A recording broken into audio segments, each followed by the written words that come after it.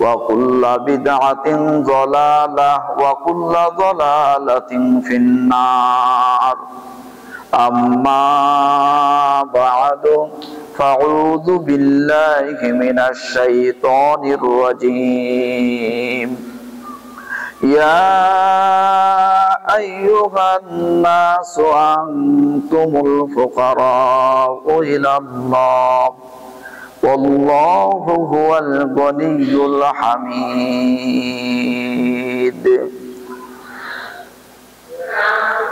عن أبي هريرة رضي الله تعالى عنه قال قال رسول الله صلى الله عليه وسلم رب شعث مدفوع بالأبواب لو أقسم على الله لا بره رواه مسلم أو كما قال عليه الصلاة والسلام আলহামদুলিল্লাহ প্রশংসা মাত্র এসে মহান রব্বুল আলামিনের জন্য যিনি আমাদেরকে বিভিন্ন মাশগুলাত বিভিন্ন ব্যস্ততাকে উপেক্ষা করে আজকে মসজিদে আসার সুযোগ করে দিয়েছেন সে আল্লাহ তাআলার শানে শুকরিয়া আদা করি আমরা সকলেই পড়ি আলহামদুলিল্লাহ অতঃপর শত সহস্র দরুদ ও সালাম বর্ষিত হোক সাইয়্যিদুল মুরসালিন খাতামুন নাবিয়িন মুহাম্মদুর রাসূলুল্লাহ সাল্লাল্লাহু আলাইহি ওয়াসাল্লামের প্রতি কুল মুমিন মুমিনাত মুসলিম মুসলিমাত ভাই ও বোনদের রূহের মাগফিরাত কামনা করি যারা ইহজগৎ ত্যাগ করে পরলোক গমন করেছেন তথা আলামে বারজাখে অবস্থান করতেছেন আল্লাহ যেন তাদের ভুল ত্রুটি ক্ষমা করে তাদের কবরকে জান্নাতুল ফেরদাউস হিসাবে কবুল করেন সকলেই পড়ি আল্লাহুম্মা আমিন সম্মানিত সমবেত মুসল্লিবৃন্দ আজকের আলোচ্য বিষয় গরিবদের ফজিলত এ সম্পর্কে কোরআন ও সুন্নাহর আলোকে কিছু কথা বলেই আনুষঙ্গিক কিছু কথা বলে খুতবা শেষ করব আমা তাওফিকে ইল্লা বিল্লাহ আলাইহি তাওয়াক্কালতু ওয়া ইলাইহি উনীব আল্লাহ রাব্বুল আলামিন তিনি কোরআনুল কারিমে বলেন ইয়া আইয়ুহান নাস হে লোক সকল আনতুমুল ফুকারাউ ইলাল্লাহ তোমরা সকলেই আল্লাহর নিকটে অভাবী আল্লাহু হুয়াল গনিয়ুল হামিদ এত চাঁড় তো না হলো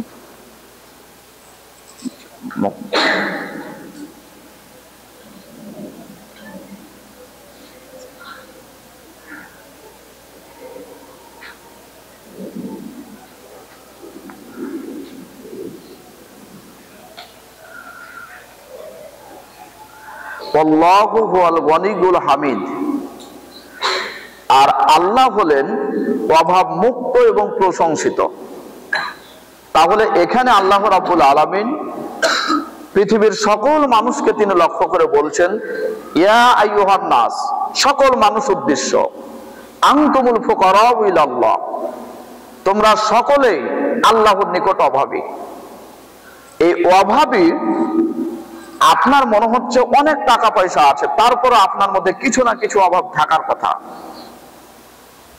ব্যক্তিভেদে শ্রেণীভেদে এক একজনের কাছে এক একটা অভাব আছে তবে আল্লাহ রাব্বুল আলামিন যেটা তিনি স্পষ্টভাবে বোঝাচ্ছেন যে পৃথিবীর সব মানুষই হলো অভাবী সকলকে আল্লাহর নিকটে চাইতে হবে তাই তিনি বলছেন আনতুমুল ফুকারাউ ইলাল্লাহ তোমরা আল্লাহর নিকটে অভাবী তোমরা ফকির দরিদ্র তবে আল্লাহু হুয়াল গনিয়ুল হামিদ আর আল্লাহ হলেন অভাব মুক্ত এবং প্রশংসিত যারা গরিব আছে টাকা পয়সা কম অনেক সময় শুকরিয়া আদায় আমাদের হয় না আল্লাহ পৃথিবীতে মানুষ সৃষ্টি করে এই মানুষগুলিকে দুই ভাগে বিভক্ত করেছেন এক শ্রেণীর মানুষ তাদের টাকা পয়সা অনেক বেশি আর কিছু মানুষ তাদের টাকা পয়সা অনেক কম আল্লাহ রাব্বুল আলামিন দেখতে চান যে যাদের টাকা পয়সা বেশি আছে তারা সেই টাকাটা কোন পথে ব্যয় করছেন আর যাদের টাকা পয়সা নেই কম আছে তাদেরকে টাকা পয়সা কম দিয়েছে তবে আরো বহু নিয়ামত তাদের মধ্যে আছে যেমন শরীরের সুস্থতা এটা সবচেয়ে অনেক বড় নিয়ামত। অনেক মানুষের টাকা বাড়ি গাড়ি পরিপূর্ণ আছে, অথচ দুমুঠো ভাত খাওয়ার সুযোগ নেই, শরীর অসুস্থ। এই জন্য আল্লাহ রাব্বুল আলামিন তিনি মুহাম্মদ রাসূলুল্লাহ সাল্লাল্লাহু আলাইহি সাল্লামের মাধ্যমে ঘোষণা দেন, সবচেয়ে বড় বড় দুটি নিয়ামত, একটা হলো সুস্থতা এবং একটা অবসর। যদি সুস্থ থাকেন আল্লাহর ইবাদত করা খুব সহজ হবে, যদি অবসরে থাকেন তাহলে আল্লাহর ইবাদত করা খুব সুযোগ হবে। যারা সরকারি চাকরি করেন, বিভিন্ন জায়গায় চাকরি বাকরি করেন, যদি সরকারি চাকরি করেন আর যদি ঠিক দুপুরের সময় তার কাজ থাকে অফিসিয়াল ভাবে, সরকারি ভাবে, তাহলে তার জোহরের সালাত তার নির্দিষ্ট সময়ে পড়া তার জন্য অনেক কষ্টকর। না পারে চাকরি ছাড়তে, না পারে সালাত ছাড়তে। যখন আপনি অবসরে আছেন তখন আপনার ইবাদত করা অনেক সহজ। তো আল্লাহ রাব্বুল আলামিন তিনি বুঝাতে চাচ্ছেন যে যাদের টাকা পয়সা অনেক বেশি আছে সে টাকাটা তারা কোন পথে ব্যয় করে এটা আমি দেখবো, আর যাদের টাকা পয়সা অনেক কম তারা আমার শুকরিয়া আদায় করে কিনা অল্পতে সেটাও আমি দেখবো। আন আবি হুরায়রা রাদিয়াল্লাহু তাআলা আনহু قال قال رسول الله صلى الله عليه وسلم رب أشعث, এমন কিছু ব্যক্তি রয়েছেন যাদের মাথার চুলগুলো এলোমেলো। কেমন?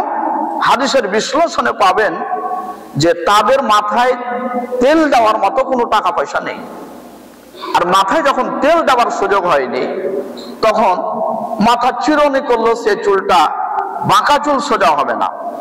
তো মাথায় তেল দেওয়ার মতো তাদের টাকা পয়সা নেই, যার ফলে তাদের মাথার চুলগুলো এলোমেলো। মাদফুউম বিল আবওয়াব, তারা মানুষের দরজা থেকে বিতাড়িত।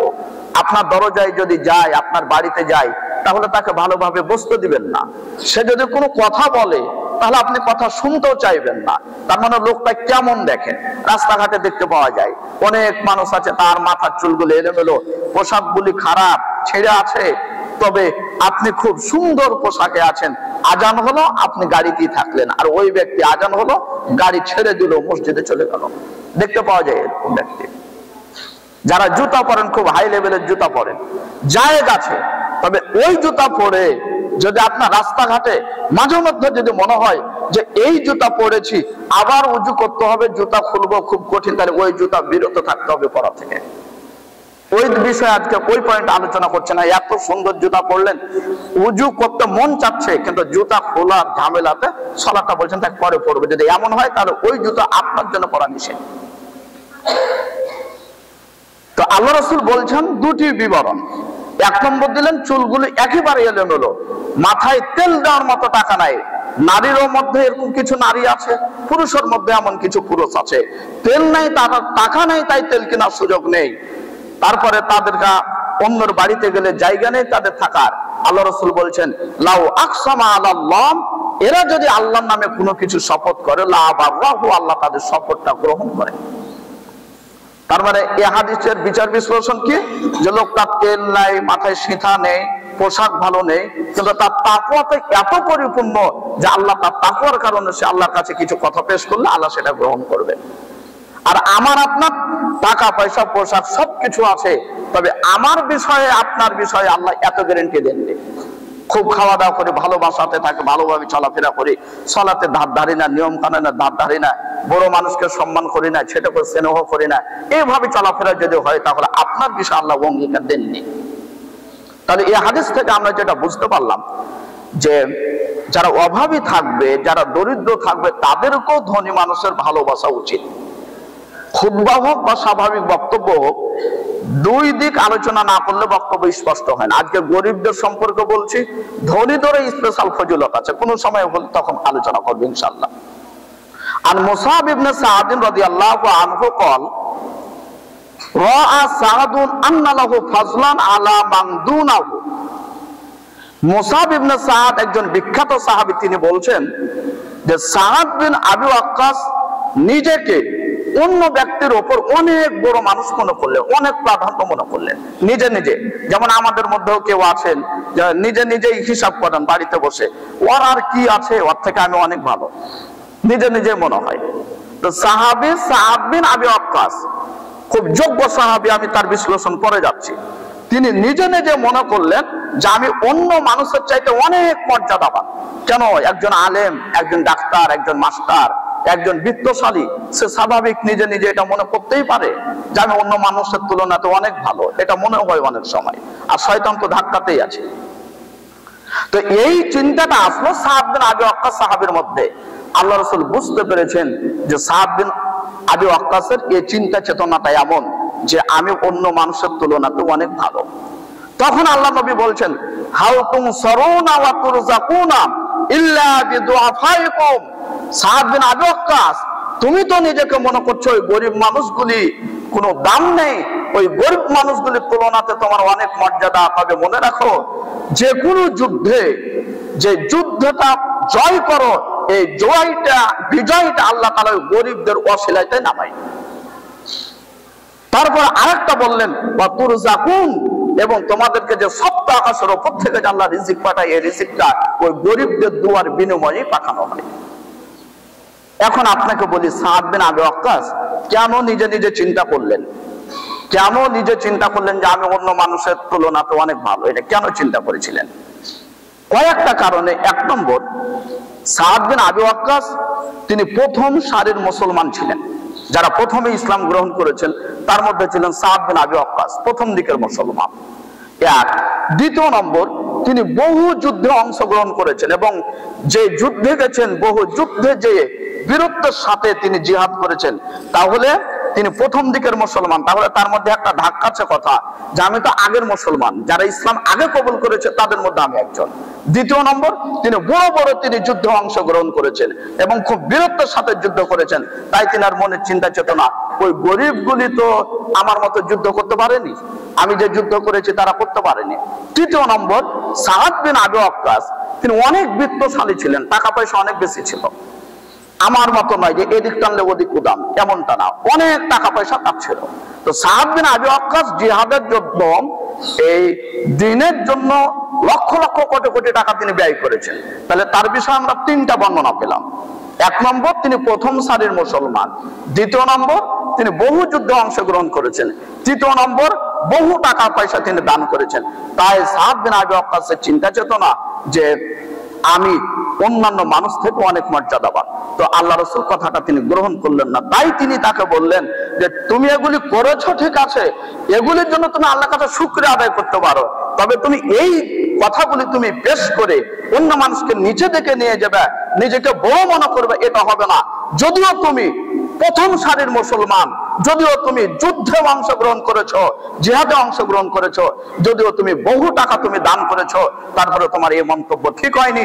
বরং ওই গরিবগুলি কারণে যে যুদ্ধে তুমি অংশগ্রহণ করে ওই যুদ্ধের কথাকে সামনে রেখে তুমি বলছো যে আমি অন্য মানুষের তুলনায় বড়, তো ওই যুদ্ধটাই বিজয় লাভ করেছো ওই গরিবদের কারণে। যদিও তুমি মনে করছো যে লক্ষ লক্ষ কোটি কোটি টাকা আমি দান করে অন্য মানুষের তুলনাতে আমি অনেক বড়, ফকিরদের তুলনাতে অনেক ভালো, তো যে লক্ষ কোটি টাকা পেয়েছো, এই কোটি টাকাটাও পেয়েছো গরিবদের দোয়ার কারণে। আর আপনি বলবেন গরিব মানুষের দোয়া কেমন? স্পেশাল দোয়া, তাদের দোয়াতে কাজ লাগে, তাদের দাঁত মুখ জিহ্বা সব পরিষ্কার থাকে। আমি যখন একদিন বলেছিলাম খুতবাতে, বা মাঝে মধ্যে বলি যে বাড়ি ভেঙে ফেলতে হবে, তখন হয়তো কষ্ট পান। তো যদি আবু বকরের হারাম খাদ্য পেট থেকে বমি করে তাকে তুলতে হয়, তা আপনার বাড়ি ভাঙতে হবে না? সম্মানিত উপস্থিতি, রেকর্ড হচ্ছে সবকিছুই, আপনার পুরো জিন্দেগিটা হিসাব আপনাকে দিতে হবে কিয়ামতের মাঠে। এখানে সাদ বিন আবি ওয়াক্কাস রাদিয়াল্লাহু তাআলা আনহুর যে চিন্তা চেতনা, এটা আমাদের মধ্যেও থাকতে পারে। আপনি জামিয়া সালাফিয়া, মসজিদ, মাদ্রাসা, বিভিন্ন জায়গায় টাকা দান করেন, তখন আপনাকে একটু কেমন কেমন লাগে। তখন আপনার মনে খালি শয়তান উঁকি মারে, ওই তো 1 টাকা দিতে পারিনি মাহফিল, আমি 1000 টাকা দিয়েছি। কিন্তু এই সময় আপনাকে বেশি বেশি বলতে হবে আউযু বিল্লাহি মিনাশ শাইতানির রাজিম, শয়তানকে হটিয়ে দেন। আর আপনি কোন জায়গায় যখন দেখবেন নিজেকে খুব বড় বড় মনে হচ্ছে, তখন আপনি বেশি বেশি বলবেন আলহামদুলিল্লাহ আলহামদুলিল্লাহ, তাহলে শয়তান জায়গা পাবে না। তাহলে এই হাদিস থেকে আমরা বুঝতে পারলাম যে যারা অভাবী লোক, গরিব মানুষ, তাদের দোয়াতেই অন্যান্য মানুষ যারা তারা রিজিক পায়, বিজয় লাভ করে। তাদের দোয়াটা কি? আপনি গরিব মানুষ, রাস্তায় যাচ্ছেন, দেখা হয়েছে, আপনি দেখে তাকে সালাম দিলেন, বললেন আমি অমুক জায়গায় যাচ্ছি, তখন সে বলছে যান যান, আল্লাহ আপনাকে ভালো রাখুক, আপনি যান। এই দোয়াটাই হলো স্পেশাল তাদের জন্য দোয়া। তাহলে এই হাদিস থেকে আমরা বুঝতে পারলাম, দান করেন, যুদ্ধ করেন, ইসলামের যেই দিনের কাজ করেন, এই দিনের কাজগুলি যেন আপনার অহংকারের বৈশিষ্ট্য হয়ে না যায়, এগুলি যেন একনিষ্ঠভাবে আল্লাহর জন্য হয়। এই দিনের কাজগুলি যেন আপনার অহংকারের কারণ হয়ে না যায়। অহংকার হাদিসের মধ্যে আপনি পাবেন যে অন্যকে তুচ্ছ মনে করা আর সত্যকে গোপন করা, এটা হলো অহংকার। দাওরা সাবজেক্ট আমাদের এই প্রতিষ্ঠানও আছে, সর্বোচ্চ ক্লাস যেটা, সেই ক্লাস একটা উসুলুদ দাওয়া বলে কিতাব পড়া হয়, সেখানে অহংকার কিভাবে আসতে পারে তার শাখা প্রশাখা রূপ বের করা হয়েছে। তার মধ্যে একটা বলা হয়েছে, টাকাতে অহংকার মানুষের আসতে পারে বেশি হলে, শরীর স্বাস্থ্য যদি ভালো হয় তাহলে অহংকার আসতে পারে, যদি বিদ্যা বেশি হয় তাহলে অহংকার আসতে পারে, এগুলির মাধ্যমে অহংকারের বহিঃপ্রকাশ ঘটে। এই জন্য আমাদের টাকা পয়সা, দান দিয়ান, ইবাদত সবকিছুই যেন আল্লাহর জন্য হয়, আল্লাহ যেন কবুল করেন, সকলে করি আল্লাহুম্মা আমিন। আল্লাহর নবীর পাশে আরেকজন সাহাবী বসে আছেন, তাহলে নবীজি আছেন, নবীজির পাশে এক সাহাবী বসে আছেন, আর আরেকজন ব্যক্তি তিনি চলে যাচ্ছেন। তখন নবীজি বলছেন বসে থাকা সাহাবীকে, মা রায়ুকা ফি হাদা, এই যে লোকটি চলে যাচ্ছে, এই ব্যক্তির বিষয়ে তোমার মন্তব্য কি? যখন এই কথা জিজ্ঞাসা করেছেন, তখন সাহাবী উত্তর দিচ্ছেন, আল্লাহ নবী, মিন আশরাফিন নাস হাদা, ইনি তো সম্ভ্রান্ত পরিবারের একজন লোক, ইনি তো অত্যন্ত সম্ভ্রান্ত ব্যক্তি, খুব উঁচু মানের ব্যক্তি।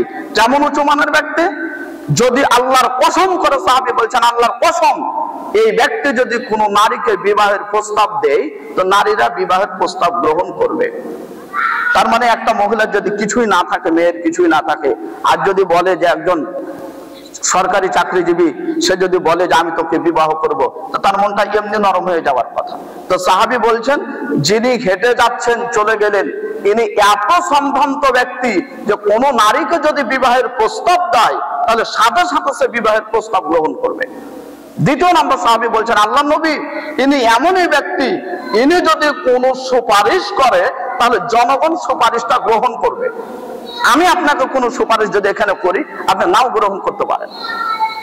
সবার কিন্তু আরবিক বিষয়ের উপর মহব্বত থাকে না, আসতে হয় আলেম ওলামার কাছে, তাই জনগণ আসে। তবে অন্তর থেকে যে আলেম ওলামাকে সবাই ভালোবাসে এটা নয়। আপনার পাশে আসতে বাধ্য, আজকে জুমা মসজিদে সে আসতে বাধ্য, যদি সে জুমাতেও না আসে, তাহলে চলমান নীতিতে তাকে মানুষ মুশরিক মনে করতে পারে। তাই বাংলাদেশে এক শ্রেণীর মানুষ জানে 5 ওয়াক্ত না পড়ি জুমার দিন যেতে হবে, নচেত ফিতরা নেবে না, কুরবানির গোশত বন্টন করবে না। অথচ কেউ যদি 5 ওয়াক্ত সালাত না আদা করে, তাহলে তার জুমা পড়ে কিছু লাভ হবে এমনটা আমার জানা নাই। কেউ যদি 5 ওয়াক্ত সালাত না পড়ে, তারপরে সে জানাজার সালাত, ঈদের সালাত, জুমার সালাত করে 2 পয়সার লাভ হতে পারে এমন জানা নাই আমার। তার মানে তার ইবাদতই আকাশে নেবে না, আমি যেভাবে হাদিস করেন বুঝেছি। তো আল্লাহ নবী, সাহাবী বলছেন, আল্লাহ নবী, যে ব্যক্তি চলে গেলেন, ইনি এমন একজন সম্ভ্রান্ত ব্যক্তি যে যদি কোনো নারীকে বিবাহের প্রস্তাব দেয় তাহলে গ্রহণ করবে, আর যদি কোনো সুপারিশ করে তাহলে সুপারিশও গ্রহণ করবে। তার মানে ওসি বা ডিসি পর্যায়ের লোক। যদি ওসি বা ডিসি এখানে এসে কোনো কথা বলে যে আমি বলছি আপনাদেরকে 100 করে টাকা দেন, সবাই বলে লে ওসি স্যার বলেছে। আর এমনি তো ওসি ডিসিকে দেখে মানুষের একটা ভয়ও থাকে, যে ভয়ও আনন্দতে দে, আর যদি আনন্দ না থাকে তবুও ভয় দে, না তো পরের দিন আবার সাইড করে দেবে, কোন জায়গা থেকে ধাক্কা দেয় বুঝাই যাবে না। তবে সবাই যে এক পাল্লাতে তেমনটা না। এবার আল্লাহ নবীজি ফাসাকাতান নবী সাল্লাল্লাহু আলাইহি সাল্লাম, নবীজি চুপ থাকলেন, তার মানে নবীজির বাক্যগুলো পছন্দ হয়নি। এই যে লোকটা গেলেন, সম্ভ্রান্ত ব্যক্তি, হাদিসের বিবরণে বিশ্লেষণে বোঝা যায় যে এখনকার সময়ে, বর্তমান সময়ে কিছু মানুষ এত সুন্দর পোশাকে চলে যার শেষ নাই। জুতাটা দেখেন 1000 টাকার জুতা, প্যান্টটাও ভালো, পোশাকটাও ভালো, টুপিটাও ভালো, সব দিক থেকে ভালো। আল্লাহ নবীজির কাছে লোকটা 2টা কথা, সাহাবী 2টা কথা পেশ করলেন, বিবাহ দিলে প্রস্তাব গ্রহণ হবে, সুপারিশ করলে সুপারিশ গ্রহণ হবে। ফাসাকাতান নবী সাল্লাল্লাহু আলাইহি সাল্লাম, নবীজি চুপ করে থাকলেন। কিছুক্ষণ যেতে না যেতে আরেকজন ব্যক্তি যাচ্ছেন, তখন আল্লাহ নবীজি বলছেন, মা রায়ুকা ফি হাদা, এই দ্বিতীয় ব্যক্তি সম্পর্কে তোমার মতামত কি? তখন সাহাবী বলছেন, আল্লাহ নবী, ইনি তো একেবারে গরিব, একেবারে নিচু মানের গরিব, এরপর আর গরিব হতে হয় না, কিছুই নাই। তিনি সাহাবী 3টা কথা পেশ করলেন, ওখানে 2টা করেছেন, এখানে 3টা। 1 নম্বর, আল্লাহর কসম, আল্লাহ নবী আল্লাহর কসম করে বলছি, এই যদি কোনো নারীকে বিবাহ করে তাহলে নারীরা বিবাহের প্রস্তাব গ্রহণ করবে না। অনেক মানুষ আছেন মাঝে মধ্যে বলেন যে খুব ভালো ছেলে নেব, যখন বলেছি ছেলেটা ভালো আরবি পড়ে তখন বাড়িতে বলছেন ভালো মানে কি, এটা কিছু না থাকলে হবে না, সরকারি চাকরিতে দেব। অনেক লোক আছে তারা তাদের মেয়েকে বিবাহ দিবে সরকারি চাকরিতে, সরকারি চাকরি যারা করে তাদের সাথে, কিন্তু টাকা ঠিকই জামিয়া সালাফিয়া দান করবে। আকীদাতে অনেক কিছু আছে। তো আল্লাহ নবী সাহাবী বলছেন, আল্লাহ নবী যিনি গেলেন ইনি একেবারে হতদরিদ্রের মধ্যে একজন, ইনি যদি কোনো মহিলাকে বিবাহের প্রস্তাব দেয় তাহলে বিবাহের প্রস্তাব গ্রহণ করবে না। ইনি যদি কোনো সুপারিশ করে তার সুপারিশ জনগণ গ্রহণ করবে না। ইনি যদি কোনো কথা বলে তাহলে তার কথা কেউ শুনবে না। তিনটা কথা বললেন। তখন আল্লাহ নবীজি বললেন, সাহাবী থামাও, আল্লাহর কসম, আগে যেই ব্যক্তির কথা তুমি বলেছো যে বিবাহের প্রস্তাব দিলে বিবাহ করবে মানুষ, মহিলারা, আর কথা বললে সুপারিশ করলে সুপারিশ গ্রহণ করবে, ওই ধরনের লোকগুলি যদি পুরো পৃথিবী বদলি হয়ে যায় তবুও পিছনের যে এক ব্যক্তি আর সম পরিমাণ নয়। দেখুন, পুরো পৃথিবী যদি এরা ভর্তি হয় তবু একজন ব্যক্তির সমান নয়। এ কথা বলেন মুহাম্মদ রাসূলুল্লাহ সাল্লাল্লাহু আলাইহি সাল্লাম। আপনার সাথে বিচার বিশ্লেষণে মিল হবে না, কারণ আমাদের ভালোবাসা সবসময় টাকা দেখে হয়, টাকা দেখেই ভালোবাসা হয়। মাঝে মধ্যে দেখবেন যারা আলেম ওলামা আছে তাদেরও স্বভাব এমন, কিছু আলেম ওলামা আছে যারা টাকা দেখে চলে, এক কাপ চায়ে বিক্রি হয়ে যায়। এই জন্য এদের কথাটা ইসলামের 2 পয়সা লাভও হয় না। যে লোকটার জানাজাটা আপনার দাঁড়ানো ঠিক ছিল না, হাজার হাজার কোটি কোটি টাকা সে ঋণের সাথে যুক্ত, আল্লাহ নবীজি জানাজা যখন নিয়ে আসা হতো তখন তিনি, তার মৌলিক একটা কথা ছিল যে এর কি ঋণ আছে, যদি ঋণ না থাকতো তাহলে তিনি জানাজার সালাত পড়াতেন, আর যদি বলতো ঋণ আছে তখন বলতেন যে তোমরা পড়াও। তার মানে বোঝা যাচ্ছে তোমরা পড়াও মানে তিনি মুসলিম আছেন, মুসলিম আছেন, হতে পারে সেটা সতর্কের জন্য। তাহলে আপনার বলা উচিত ছিল আলেম হিসাবে যে তার ঋণ আছে কিনা, কিন্তু আপনি বললেন কি জানাজার টাইম আছে 10টা, আপনি বক্তব্য দিতে দিতে টানছেন, শুধু তার গুণগান গাইছেন, অথচ আপনার দানা ঠিক ছিল না, অথচ গুণগান গাইছেন। তো একজন মুসল্লি আবার বলছেন যে টাইম যে পার হলো, তখন আপনি বলছেন আরে চুপ করো, আজকে তার জীবনের শেষ দিন, 10 মিনিট বাড়লো তো ক্ষতি কি হলো, এ কথা বললেন। তো ঠিক আছে, বাক্যটা মেনে নিলাম, কিন্তু যেদিন রিক্সা ভ্যান চালক মারা গেছে সেদিন আপনি কেন মুখটা বলছেন সঠিক টাইমে জানাজা হতে হবে, টাইমের মূল্য দিতে হবে, তোমার জিহ্বাকে জবাই করা উচিত, তুমি আলেম দাও, তুমি চায়ে বিক্রি হয়ে আছো তাই এই বাক্য তোমার বের হয়েছে। 2 ধরনের বাক্য কেন হলো? এক ধরনের বাক্য হবে যেদিন গরিব মানুষের জানাজায় দাঁড়াও সেদিন বলতে পারো টাইমে জানাজা পড়তে হবে, আর যেদিন ধনী মানুষের জানাজায় দাঁড়াও সেদিন বলো যে 10 মিনিট দেরি হলে অসুবিধা নাই, মানুষের জীবনের শেষ দিন, কত যে মুনাফিকি কথা, কত যে মুনাফিকিতে চলা, বুঝবেন সেদিন যেদিন আপনাকে কবরে যেতে হবে। আজকে মানুষ অনেক বেশি হয়েছে, তবে হালাল খাওয়ার মানুষের সংখ্যা কম, সত্যবাদী মানুষের সংখ্যা কম, মুনাফিক মানুষ অনেক বিশ্বাসী, এদিক ওদিক করে কথা বলে, মনে করো আমি খুব ভালো আছি, তবে মনে রাখবেন একদিন আল্লাহর নিকটে বিচার হবে। আল্লাহ যেন আমাদেরকে সুন্দরভাবে চলার তৌফিক দান করেন, সকলে বলি আল্লাহুম্মা আমিন। ওখানে আল্লাহ নবীজি তাই সাহাবীকে বললেন যে এই ধরনের লোকগুলি যদি পুরো পৃথিবী ভর্তি হয়ে যায় তবু এই একজন অভাবী, গরিব, হতদরিদ্র যাদের তাকওয়া পরিপূর্ণ আছে, আল্লাহকে বিশ্বাস করে, তাদের একজনের সম পরিমাণও নয়। আমরা দোয়া করি আল্লাহর নিকটে আল্লাহ যেন আমাদের সকলকে তাকওয়ার উপর টিকে থেকে, তাওহীদের উপর টিকে থেকে এই পৃথিবী ছাড়া তৌফিক দান করেন, সকলে বলি আল্লাহুম্মা আমিন।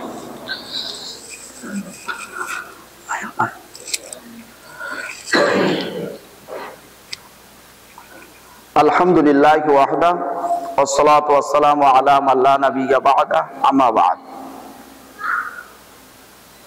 আনাস রাদিয়াল্লাহু তাআলা আনহু قال, আনাস রাদিয়াল্লাহু তাআলা আনহু বলেন, ক্বালা নবী সাল্লাল্লাহু আলাইহি ওয়াসাল্লাম, নবীজি সাল্লাল্লাহু আলাইহি ওয়াসাল্লাম বলেছেন, আল্লাহুম্মা আহয়িনি মিসকিনা, হে আল্লাহ তুমি আমাকে মিসকিন রূপে জীবিত রাখো।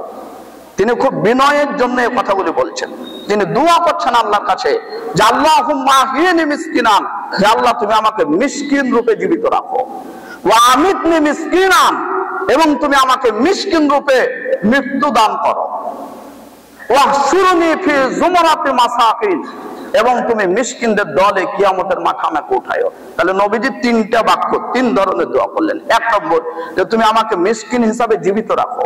দ্বিতীয় নম্বর বললেন মিসকিন রূপে আমার মৃত্যু দান করো।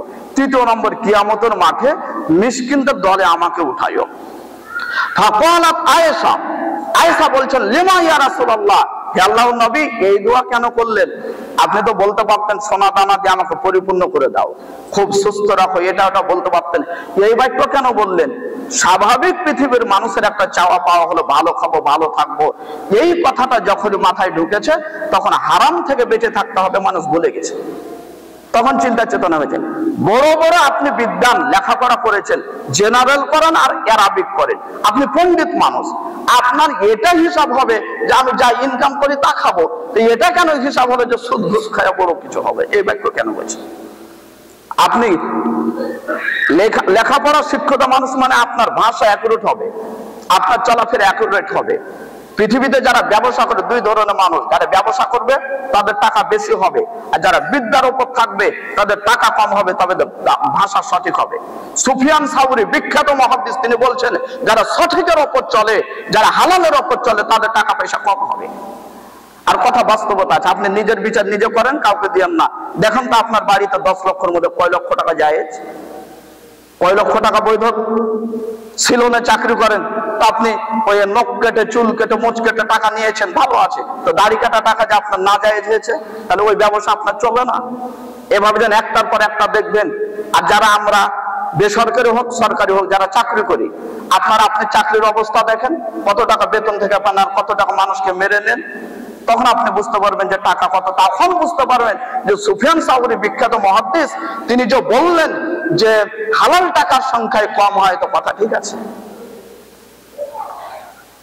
আয়েশা জিজ্ঞাসা করছেন আল্লাহ নবী আপনি কেন এই দোয়া করলেন যে আমাকে মিসকিন অবস্থায় জীবিত রাখো, মিসকিন অবস্থায় মৃত্যু দাও এবং মিসকিনদের দলে কিয়ামতে উঠাও। রাসূল এগুলি বিনয় প্রকাশের জন্য এভাবে তিনি দোয়াগুলি করছেন। তখন আল্লাহ নবী যে আয়েশাকে বলছেন, আয়েশা মনে রাখো এই যারা অভাবী মুহাজির, তারা যারা দরিদ্র, এই ব্যক্তিগুলি ধনীদের 40 বছর পূর্বে তারা জান্নাতে যাবে। এখানে মুহাজির উল্লেখ আছে, বিশ্লেষণে বেশি যাচ্ছে না। অন্য হাদিসে যে আরো সংখ্যা বেশি এসেছে ওদিকে না, যে আপনি গরিব আছেন শান্ত থাকেন যদি হালালের উপর থাকেন, এই জন্য বোঝাচ্ছে। যখন আয়েশাকে বললেন আয়েশা এই গরিবগুলি 40 বছর পূর্বে ধনীদের পূর্বে জান্নাতে যাবে, দিয়ে আয়েশাকে এবার কয়েকটা কাজ করতে আল্লাহ নবী বলছেন, ইয়া আয়েশা লা তারুদ্দিল মিসকিন, তোমার দরজা থেকে তোমার গেট থেকে যদি কোনো মিসকিন যেন ফিরে না যায়, ওয়ালাউ বিশিক্কি তামরাতিন, যদি একটা খেজুর হয়, খেজুরের বিচি হয়, তবুও তার হাতে দিয়ে তুমি টাকা পাঠাও। মিসকিনকে কি দিতে হবে? টাকা না চাউল। কোন হাদিসে প্রমাণ নাই। এই হাদিসে বলা হচ্ছে যে লা তারুদ্দিল মিসকিন, তুমি মিসকিনকে গেট থেকে ফিরিয়ে দেও না, তবে কি দিবেন এটা কিন্তু উল্লেখ নাই। নবীজি বলতে বলতে যে বলছেন ওয়ালাউ বিশিক্কি তামরাতিন, কিছু যদি নাই থাকে একটা খেজুর দাও, খেজুরের বিচি দাও, দিয়ে টাকা হটাও, তবুও তাকে দিও না। তাহলে বোঝা যাচ্ছে যে সমস্ত মা ও ভগ্নীগণ খুতবা আমার শুনছেন, আপনারা যারা শুনছেন বউকে সুন্দর করে বুঝিয়ে দিবেন তোমার জীবন থাকা পর্যন্ত এই বাসাতে যদি কেউ ভিক্ষুক আসে তাহলে ভিক্ষুক যেন ফিরে না যায়। তখন আপনি দেখেন না যেন খুব পদ্মশীল মহিলা, তাকে খেতেই দেবো না, এ কথা হবে না। আপনার পদ্মাও ঠিক রাখতে হবে, জনগণের হকও পৌঁছাতে হবে। আর আয়েশার থেকে বেশি পদ্মশীল হলে জান্নাত হারিয়ে যাবে। আয়েশা যুদ্ধের মাঠে গেছিলেন, তার পরিবেশ ঠিক ছিল, আরো বহু কিছু করেছেন। আয়েশা এমনই মহিলা, হজের মাঠে এসেও তিনি মাঝে মাঝে তিনি মুখ ঢেকে নিতেন, তার লজ্জার একটা বহিঃপ্রকাশ, তিনি মুখ দেখতেন। তার মানে নারী যারা লজ্জাশীল হবে অন্য পুরুষের সামনে পড়লে তারা স্বাভাবিক মুখ ঢাকবে, এটা হলো মেয়েদের লজ্জার একটা বহিঃপ্রকাশ। আর সে কলেজে পড়ে, হাই স্কুলে পড়ে, আর হাই স্কুলের হেডমাস্টার, মেডিকেল সায়েন্সের নাকি ওই ছাত্রী, আর ওই মুখ চোখ খোলা রেখেছে, আপনাকে দেখলে একটা চাঙ্গা করে সালাম দেয়, মুচকে হাসে, এই মেয়ে ভালো না, স্বভাব ভালো না। আয়েশাকে আল্লাহ নবী বলছেন লা তারুদ্দিল মিসকিন, তুমি মিসকিনকে ফিরিয়ে দেও না, ওয়ালাউ বিশিক্কি তামরাতিন। যারা যেখানে আছেন খুতবা শুনছেন, সকল নারীদের প্রতি আমার আবেদন, সকল মুসল্লিদের প্রতি আবেদন, আপনাদের প্রতি আবেদন, বাড়িতে যদি মিসকিন যায় তাহলে আপনি তাকে কিছু দিয়ে বিদায় করবেন। মিসকিন আর ফকির, ফকির তারা যারা দিন আনে দিন খায় তারা হলো ফকির, আর মিসকিন যারা যাদের 12 মাসের খাবারের মধ্যে 11 মাসের খাবার আছে, 1 মাসের নাই। তবে লজ্জায় কাউকে বলে না। রমজানে ফিতরা তুলেছেন, তখন তো ফকিরেরাই সব পেল, আর জনগণ পেয়ে গেল। যাদের পাওয়ার কথা ছিল না তারাই পেল, যারা মিসকিন তারা পেল না। কত মিসকিন আছে দরজাটা নাই, কত মিসকিন আছে টয়লেটটা করার সুযোগ নাই, তাদের বাড়িগুলোকে দেখে দেখে খুঁজে খুঁজে ফিতরা টাকা বন্টন করতে হতো। কিন্তু সেটা না করে যে পাবে না তাকেই দিয়ে দিলেন। কোথায় যে দিলেন, কি ফতোয়াতে দিলেন, কি হিসাবে দিলেন? ভালোবাসার চত্বরে পড়ে যেখানে লাগবে 500 টাকা সেখানে দিয়েছেন 5000 টাকা। আর যারা ফকির তারা হাত পাতিয়েছেন, দিয়েছেন 5 টাকা। মিসকিন পুরোপুরি ফাঁকা। নওগাঁ এবং চাপাইয়ের অবস্থা এমন। তো আল্লাহ নবী আয়েশাকে বলছেন, আয়েশা তোমরা মিসকিনকে ফিরিয়ে দিও না। তারপরে তিনি বলছেন, আহিব্বিল মাসাকিন, তুমি মিসকিনদেরকে ভালোবাসো, ওয়া কররিবিহিম, এবং তুমি তাদেরকে কাছে রাখো, তুমি ভালোভাবে তাদের সাথে ভালো আচরণ করো। 3টা কথা বললেন। তারপরে বলছেন, যদি এই 3টা কাজ করো তাহলে তোমার উপকার কি হবে? ইউকরিবু কা ইয়াউমাল কিয়ামা, তাহলে আল্লাহ তাআলা তোমাকে কিয়ামতের দিন খুব নিকটে রাখবেন, তোমার হিসাব সহজ হয়ে যাবে। তাহলে এই হাদিস থেকে আমরা বুঝতে পারলাম, যারা মিসকিন আছে তাদেরকে দরজা থেকে ফিরিয়ে দিতে হবে না। যদি আপনি নিজে থেকে টাকা দান করেন, তখন আপনি বিচার বিশ্লেষণ করতে পারেন যে এই টাকাটা মদ খাবে না গাঁজা খাবে না কোথায় দিচ্ছে, এ মুসলিম না অমুসলিম, বিভিন্ন দিক আছে প্রেক্ষাপট অনুযায়ী। কিন্তু কেউ যদি হাত পাতে তখন আপনাকে দেখতে হবে না, তখন তার জন্য মাসালা হলো ওয়াম্মা সাইলা ফালা তানহার, যারা চাই তাকে উল্টিয়ে দিও না, তাকে দাও, সেই হিন্দু হোক খ্রিস্টান হোক তাকে কিছু দাও। যতক্ষণ পর্যন্ত সেই হিন্দু খ্রিস্টান আপনার ওই টাকা নিয়ে যে আপনার বিপক্ষে যুদ্ধ করবে এমনটা না ঘটেছে। সম্মানিত উপস্থিতি, যাই হোক, যে কথাগুলি বললাম, আল্লাহ রাব্বুল আলামিন যেন আমাদেরকে বুঝে আমল করার তৌফিক দান করেন। সকলে পড়ি আল্লাহুম্মা আমিন। একজন সাহাবী তিনি বর্ণনা করছেন, যাদের টাকা পয়সা কম আছে তবে বাড়ি হালকা আছে, বাড়িতে 1 মাসের খাবার আছে, অত কেন চিন্তা করেন? আর অন্যের বাড়ির দিকে কেন তাকান? অন্যের 6 তলা বাড়ির দিকে। আজকে তিরমিজির হাদিসটা শুনে যান। আল্লাহ নবীজি বলছেন, লা তাগবিতান্না ফাজরান বিনিয়ামাতিন, তোমাদের মধ্যে কেউ যেন কোন পাপিষ্ঠ ব্যক্তির নিয়ামতকে দেখে টাকা পয়সাকে দিয়ে এ কথা না বলে, ঈর্ষা না করে যে ইস এর টাকা কত বেশি গো, বাড়িটা কত সুন্দর, কথা বলতে পারবে না। আপনি দেখছেন যে এই বাড়িটা সুদের, ঘুষের, চুরি, ডাকাতি টাকা দিয়ে তৈরি হয়েছে। তো আল্লাহ নবী বলছেন যে ওই বাড়িটার দিকে তাকিয়ে দেখছেন এত চাঙ্গা করে রং করা আছে, তো নবীজি বলছেন ওই বাড়িটার দিকে তাকিয়ে এটা বলতে পারবেন না যে ইস বাড়িটা কত সুন্দর, এ বাক্য হবে না। তো যদি ওই বাড়িটাকে দেখে যদি ইস এ বাড়িটা কত সুন্দর, এই বাক্য বলা যদি জায়েজ না হয়, তাহলে ওই বাড়িতে প্রবেশ করে আপনার দাওয়াত খাওয়া কিভাবে বৈধ হয়? তাই নবীজি বললেন, লা তাগবিতান্না ফাজরান বিনিয়ামাতিন, কোন ফাজের পাপিষ্ঠ ব্যক্তিদের নিয়ামতকে দেখে তুমি ঈর্ষা করো না, প্রতিযোগিতা পড়ে যেও না। আপনার প্রতিযোগিতা হওয়ার কথা, সে কোরআন সকালে পড়ে 1 পৃষ্ঠা, আমি পড়বো 2 পৃষ্ঠা, কিন্তু আপনার এটা কেন আসলো যে ওই ঘুষ দিয়েছে 6 লক্ষ টাকা দিয়ে বেটাকে চাকরি দিয়েছে, আমি 20 লক্ষ টাকা ঘুষ দিয়ে চাকরি ক্লিয়ার করবো, এটা কেন হলো? আপনার এই চিন্তা কেন আসলো যে সে পুলিশ সুপারকে ক্লিয়ার করেছে, আমি আর্মি সুপারকে ক্লিয়ার করবে, এটা কেন আসলো? আপনাকে সঠিকের উপর টিকে থাকতে হবে। আল্লাহ রাব্বুল আলামিন যেন কবুল করেন। সকলে পড়ি আল্লাহুম্মা আমিন। একজন সাহাবী তিনি বসে আছেন, কয়েকজন ব্যক্তি আসলেন, এসে বলছেন যে আমরা অভাবী মানুষ। কেমন অভাবী? যে আমাদের কোনো খরচাপাতি নাই, টাকা পয়সা নাই, আমাদের কোনো দাব্বা নাই, আমরা যে চলাফেরা করব কোনো বাহনে, উট নাই, ঘোড়া নাই, গাধা নাই, কিছুই নাই, যানবাহনই নাই। তাহলে বাড়িতে খরচ করার মতো টাকা পয়সা নাই যে সবজি কিনবে, আবার কোথাও যে যাব এমন কোনো বাহনও নাই। আপনার তো 3 লক্ষ টাকা মোটর সাইকেলে ঘুরেন, অথচ শুকরিয়া নাই।